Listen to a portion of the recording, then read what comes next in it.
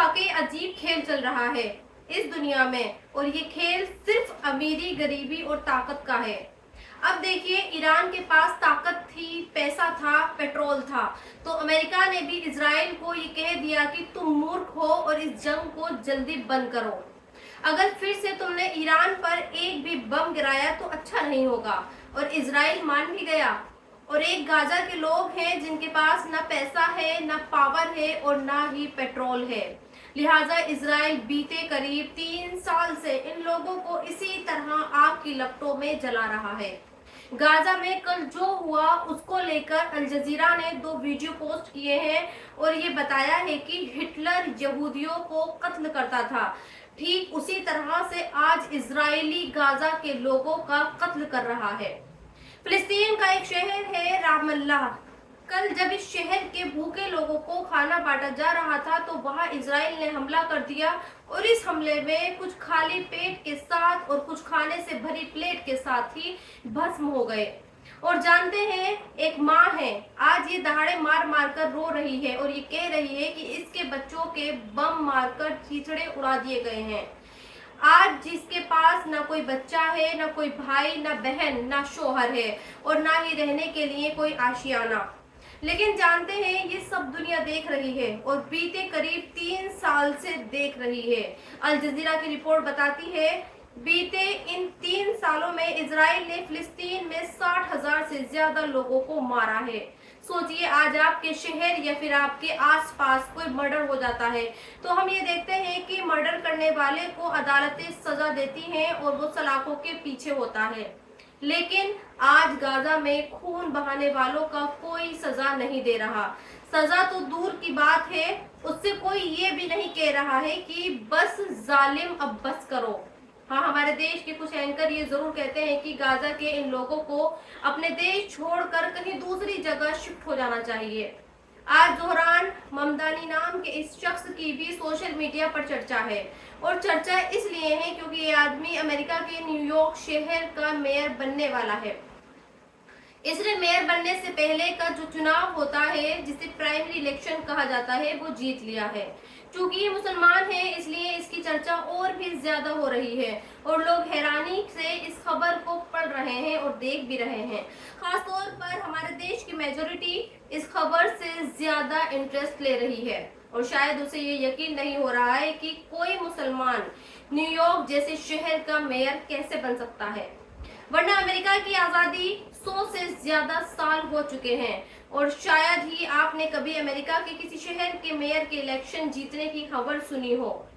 आज आप इस खबर को सुन रहे हैं, इसकी वजह यही है कि इस बार न्यूयॉर्क शहर का कोई मेयर एक मुस्लिम बनने जा रहा है।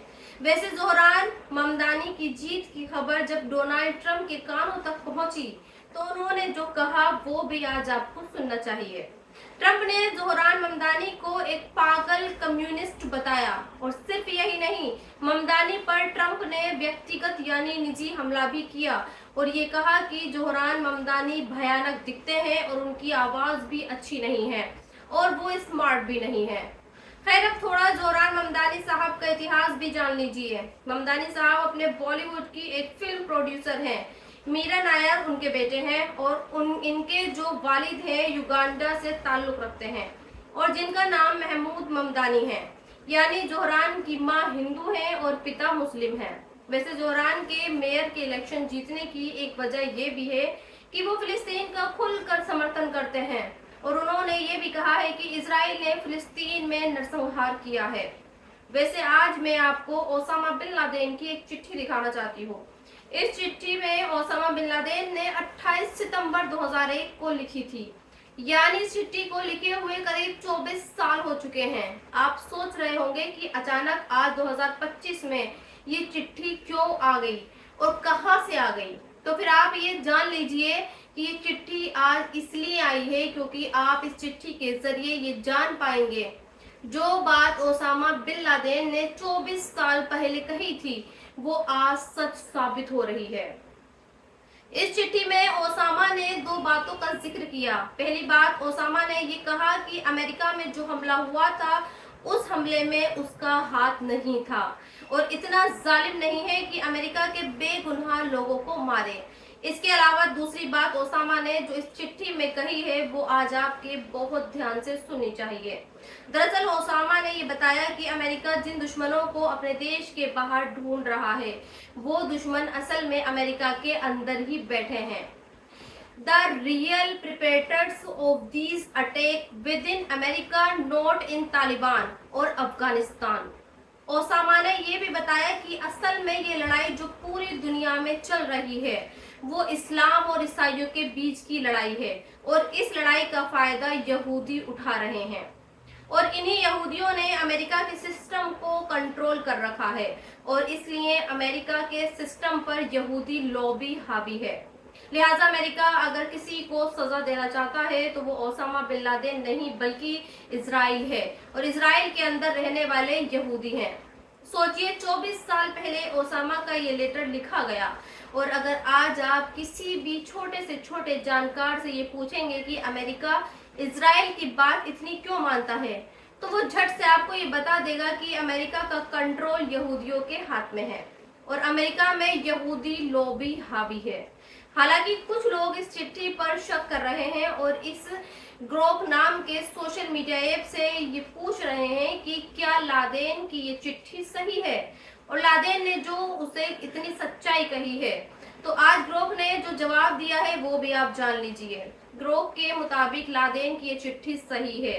लादेन ने डेली उम्मत नाम के एक न्यूज पोर्टल पर एक इंटरव्यू दिया था और उसी में ये बातें भी कही थी जिसका ट्रांसलेशन खुद बीबीसी ने किया था। हालांकि ग्रोक ने यह भी बताया कि अल जजीरा नाम के एक चैनल ने 2004 में ओसामा का एक वीडियो टेलीकास्ट किया और इस वीडियो में खुद ओसामा ने अमेरिका में हुए हमलों की जिम्मेदारी भी ली थी और बाद में इस वीडियो की पुष्टि भी हुई थी और इसे सच पाया गया था।